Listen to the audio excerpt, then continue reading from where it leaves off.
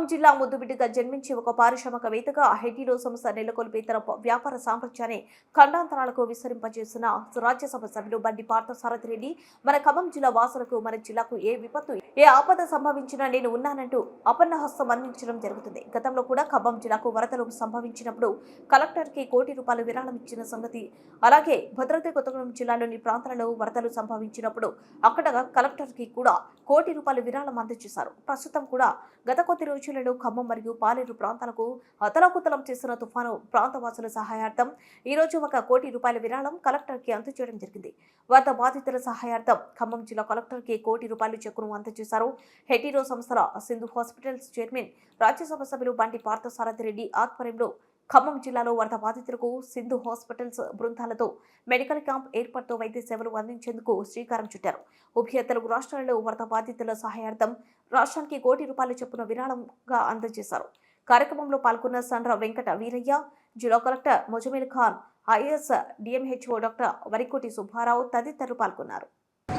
నమస్కారం. గత ఈ నెల 1వ తారీఖు అంటే ఆదివారం సంభవించినటువంటి వరద విపత్తు, దాని ద్వారా మన ఖమ్మం పట్టణం మరియు మున్నేరు వాగు యొక్క దర్శన ప్రాంతాలైనటువంటి పాలేరులో కొన్ని గ్రామాలు, ఖమ్మం పట్టణం ముఖ్యంగా లేనివారు, పేదవారు, మధ్యతరగతి వారు వారి యొక్క సర్వాన్ని కోల్పోయి నిరాశ్రయులై రోడ్డున పడిన సంఘటన నాకు చాలా బాధాకరం. చాలా విచారిస్తున్నాను. ఇటువంటి సంఘటనలు జరగకూడదని భగవంతుని కోరుకుంటున్నాను.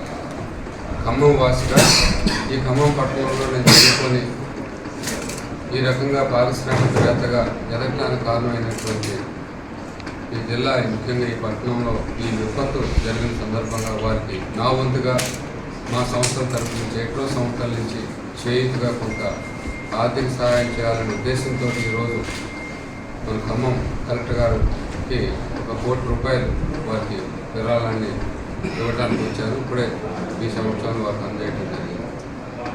అదేవిధంగా ఏపీలో కూడా, ఆంధ్రప్రదేశ్లో కూడా ఈ హెటీరో సంవత్సరం వల్ల దానికి కూడా వహిస్తూ ₹1 కోటి విరాళాన్ని ప్రభుత్వానికి నా సోదర డైరెక్టర్ని ఈ రోజునే అందజేస్తున్నాను. అయితే దీంతో పాటుగా ఈ వరదలు వచ్చినప్పుడు ముఖ్యంగా మొట్టమొదట 3-4 రోజుల తర్వాత ఎక్కువ ఈ జబ్బులు రావడానికి అవకాశాలు ఎక్కువ ఉన్నాయి. ఆ దృష్టితోటి నేను సేవా దృక్పథంతో నాన్ ప్రాఫిటబుల్గా, చారిటబుల్గా ప్రపంచంలోనే అత్యున్నతమైనటువంటి ప్రమాణాలు